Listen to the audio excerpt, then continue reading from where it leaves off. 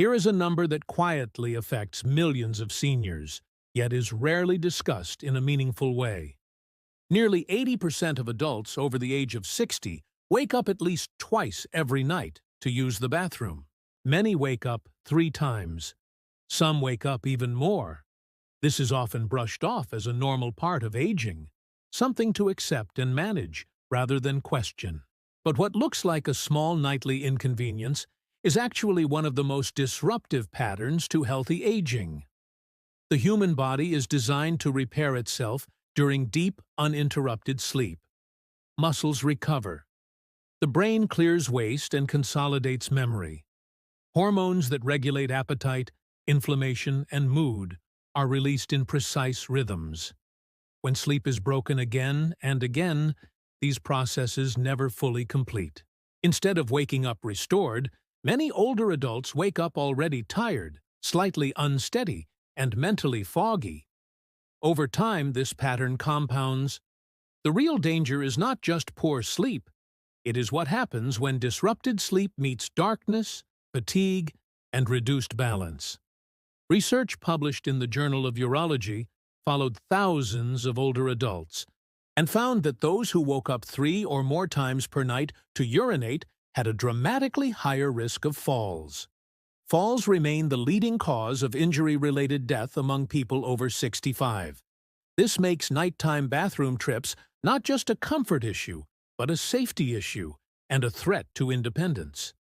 In Western countries, this pattern is often explained with a simple story. The bladder is aging. The body is wearing out.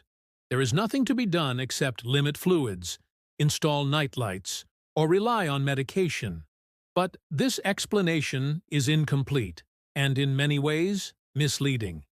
Because when we look beyond North America and examine how aging bodies behave in other parts of the world, a different picture begins to emerge. In several long-living regions of Japan, waking up multiple times per night to use the bathroom is far less common than one might expect. This does not mean it never happens, but it happens less frequently, and it progresses more slowly with age. This difference is not explained by genetics alone, nor is it explained by stricter water intake or superior medical care. The key difference lies in how the body is used, trained, and regulated throughout the day, especially in the hours leading up to sleep. One of the biggest misunderstandings in Western health is the belief that nighttime urination is purely a bladder problem. In reality, it is often a whole-body problem. During the day, gravity pulls fluid downward into the legs. In younger bodies, strong calf muscles and efficient circulation push this fluid back upward. But as muscle tone declines and daily movement decreases, fluid begins to pool in the lower limbs. Ankles swell. Socks leave deeper marks. This fluid does not disappear. It waits. When the body finally lies down at night, gravity is no longer holding that fluid in the legs. It re-enters the bloodstream, travels to the kidneys, and is filtered into urine. The bladder fills more quickly, not because it is broken, but because it is suddenly processing fluid that accumulated all day long.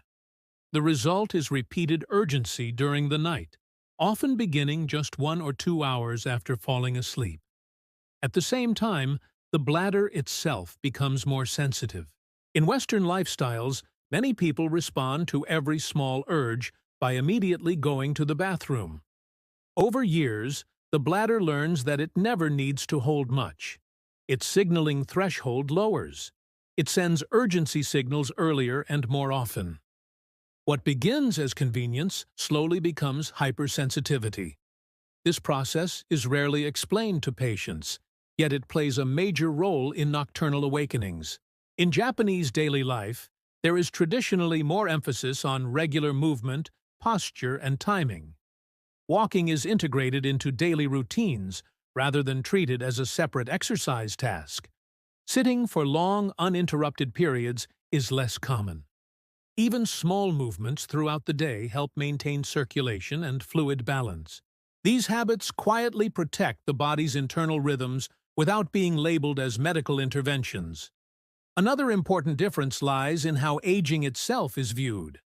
In the West, aging is often framed as loss, loss of strength, loss of control, loss of normal function.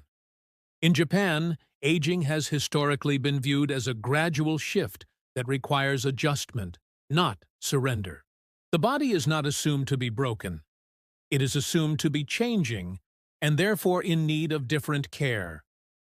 This difference in mindset matters because it shapes behavior. When people believe that nighttime bathroom trips are unavoidable, they stop looking for solutions. They stop experimenting with small changes. They stop retraining their bodies. Over time, the pattern becomes deeply ingrained, reinforced by habit and expectation. What modern research now confirms is that many of these nighttime awakenings are not fixed.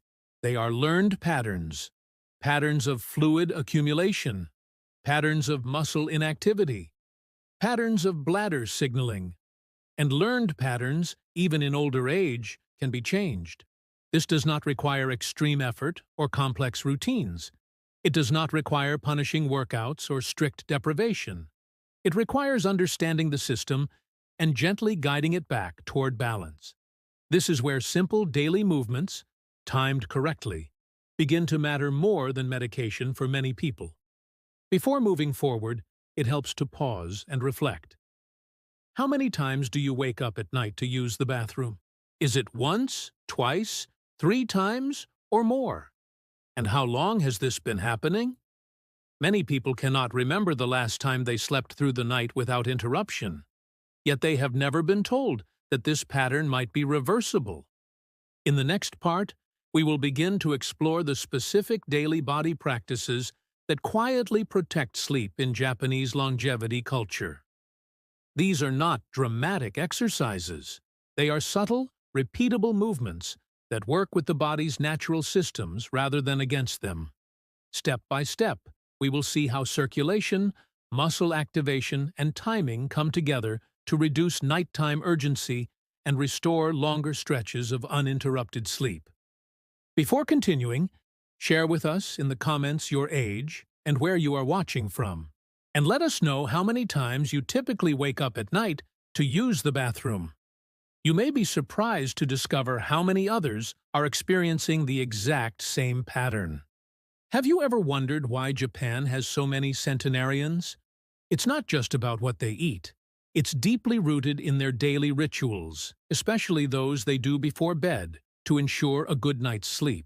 Today, we're diving into some simple yet powerful Japanese longevity secrets that you can start using tonight to prevent common health issues, particularly sleep disruption from nighttime urination. Let's start with your evening preparation. In Japan, many people understand that what you do in the evening sets the stage for your entire night. An hour before bed, they start winding down. This means dimming the lights, turning off stimulating screens like your phone or TV, and perhaps enjoying a warm, non-caffeinated drink, like mugwort tea, which is known for its calming properties and ability to improve blood circulation. This simple routine tells your body it's time to prepare for rest, helping you fall asleep faster and stay asleep longer. Now, let's talk about a quick reset for your legs. If you've been sitting all day, your legs can get stiff and your circulation sluggish. Try this seated leg reset. Sit on the edge of your chair, feet flat on the floor. Extend one leg straight out, keeping your heel on the ground. Gently pull your toes back towards you. You should feel a nice stretch along the back of your calf and thigh. Hold for about 30 seconds, then switch legs.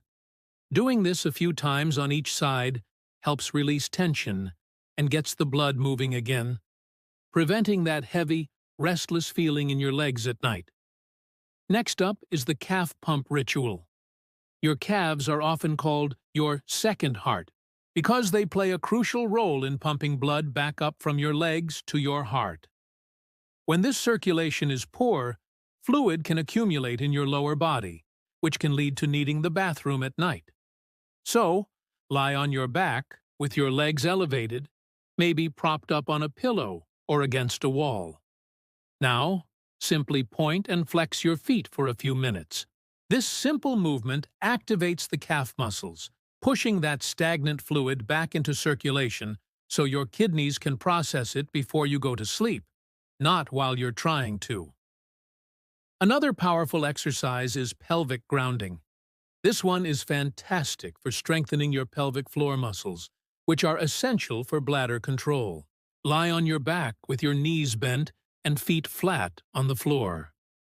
Take a deep breath in, and as you exhale, gently tilt your pelvis upwards, as if you're trying to press the small of your back into the floor. Imagine you're zipping up a tight pair of pants. Hold for a few seconds, then release as you inhale. Repeat this 10 to 15 times. It's a subtle movement, but it makes a huge difference in reducing those nighttime bathroom trips. Finally, don't underestimate the power of a simple walk. The Japanese concept of shinrin-yoku, or forest bathing, isn't just about being in nature. It's about gentle movement. A short 20-minute walk in the evening, especially after dinner, does wonders. It aids digestion, improves blood flow, and helps regulate your body's internal clock. This gentle activity helps expend any remaining energy and calms your mind, making the transition to sleep much smoother. It also gives your body a chance to process fluids well before you lie down for the night. So there you have it. Simple, effective rituals inspired by Japanese longevity culture. It's not about intense workouts, but about gentle, consistent care. By incorporating these habits into your evening routine, winding down, stretching your legs, pumping your calves, strengthening your pelvis, and taking a short walk, you can significantly improve your sleep quality and overall well-being. Give them a try tonight and see how you feel. Thanks for watching, and don't forget to like and subscribe for more wellness tips. Sleep well. By the time we reach this final element, something important becomes clear. Nighttime urination is rarely caused by a single weakness. It is the result of circulation patterns, muscle behavior, nervous system signaling, and long-standing habits working together. This is why addressing only one piece often brings limited results. But when daily body rituals are combined with bladder retraining, the system begins to change in a much deeper way. In Japanese health thinking, organs are not treated as isolated parts. They are understood as participants in a larger conversation between the body and the brain. The bladder is no exception.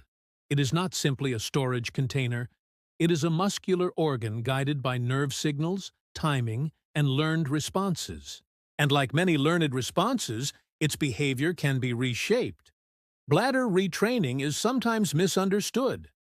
Many people assume it means forcing oneself to hold urine uncomfortably. That is not the goal. The goal is education, not endurance. Over time, the bladder can be gently taught to tolerate fuller volumes without triggering unnecessary urgency. This process restores a more youthful signaling pattern even later in life. To understand how this works, it helps to know what happens inside the bladder. As urine collects, stretch receptors in the bladder wall send messages to the brain. In a well-trained system, these messages increase gradually. In a hypersensitive system, they fire too early. The brain interprets even mild filling as urgent. Years of responding immediately to every signal reinforce this pattern. Bladder retraining interrupts that cycle. It replaces reactive behavior with intentional timing. The first step is awareness. For several days, you simply observe. You note when you urinate, how often, and roughly how much. Many people are surprised to discover that they go far more frequently than necessary, even during the day. Once this pattern is clear, the retraining begins. Rather than urinating at the first sensation, you begin following a gentle schedule. If you normally go every 2 hours, you extend that interval slightly, perhaps by 15 minutes. When an urge appears before the scheduled time, you pause. You sit or stand still. You breathe slowly. You allow the wave of urgency to rise and fall without immediately acting on it. This moment is crucial. Urgency often feels urgent, but it is not constant. When the bladder is not truly full, the signal usually fades within a minute or two. Each time you allow this to happen, you teach your nervous system something new. You show it that the sensation is not an emergency. Gradually, the signals become quieter and less frequent. Pelvic floor grounding plays an important supporting role here. Gentle, brief contractions help stabilize the bladder neck and reduce sudden urgency. Just as importantly, full relaxation afterward prevents tension from building. This balance of engagement and release reflects a core principle of Japanese movement traditions: strength without rigidity. Over weeks, the bladder adapts. Its capacity increases. Its signaling threshold resets. Daytime frequency decreases, and nighttime awakenings often follow. This process requires patience, but research consistently shows that the results are substantial and lasting. There is also a nighttime-specific application of this approach. Some Japanese studies have explored what is known as timed overnight voiding. Rather than waking repeatedly in response to unpredictable urges, a single, planned awakening is introduced at a consistent time, often midway through the sleep period. This prevents the bladder from becoming overly full and reduces chaotic signaling. At first, this may seem counterintuitive. Why wake yourself on purpose? But over time, the body learns a new rhythm. Nighttime urine production often decreases. Unplanned awakenings become less frequent. Eventually, many people find they no longer need the scheduled wake-up at all. This reflects a broader principle seen throughout Japanese longevity practices. Structure creates freedom. By introducing gentle structure, the body relaxes. When the system feels predictable, it stops overreacting. Another important factor is stimulation. Caffeine and alcohol both increase urine production and irritate the bladder lining. In Japanese culture, these are traditionally consumed earlier in the day or in smaller quantities. Reducing afternoon and evening intake significantly enhances the effects of bladder retraining. This is not about deprivation, but about timing. When bladder retraining is combined with daily walking, calf activation, pelvic grounding, and evening leg rituals, the effects compound. Circulation improves. Fluid redistribution becomes more balanced. The bladder receives fewer false alarms. Sleep stretches lengthen naturally. What makes this approach especially powerful is that it does not fight the body. It cooperates with it. There is no force, no urgency, no harsh correction. Each element supports the others. Over 6 to 8 weeks, many people experience reductions in nighttime bathroom trips that once seemed impossible. It is important to remember that progress is rarely linear. Some nights will be better than others. Occasional setbacks do not mean failure. In Japanese health philosophy, consistency matters more than perfection. The body responds to what is repeated calmly, not what is done intensely for a short time. As you reflect on everything covered in this series, consider the larger message. Waking up at night to use the bathroom is not simply something to endure. It is information. It tells you how your body has been moving, resting, and signaling throughout the day.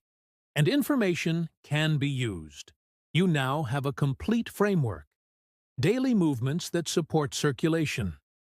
Gentle strengthening that improves control. Walking that regulates fluid and rhythm. And bladder retraining that reshapes signaling at its source. None of this requires special equipment. None of it requires medication. It requires attention and patience. Before closing, we invite you to share your experience. How many times do you typically wake up at night to use the bathroom? And which of these practices feels most realistic for you to begin with? Some people start with walking. Others begin with pelvic grounding or bladder retraining. There is no single correct entry point. Share your thoughts in the comments. Your experience may help someone else realize that they are not alone, and that change is possible even later in life. Quiet, steady steps often lead to the most lasting transformations. Thank you for spending this time with us.